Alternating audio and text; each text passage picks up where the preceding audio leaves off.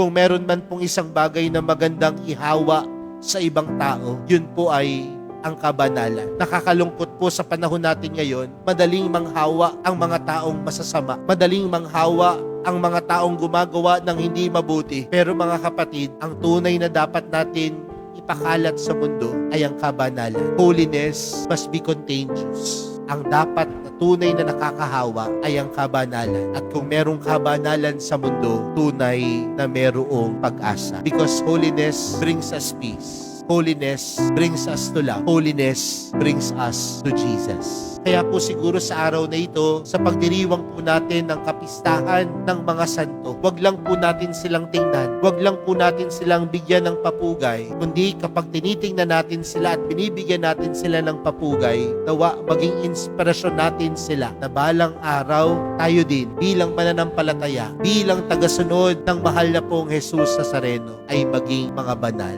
When we look at our saints, let the saints inspire us that in our life we can always be holy. Kaya mga kapatid, sa pagdiriwang po natin ng kapistahan ng mga banal, panalangin natin sa mahal na pong Jesus Nazareno na sa ating pang-araw-araw na buhay, tayo din ay maging banal. Amen.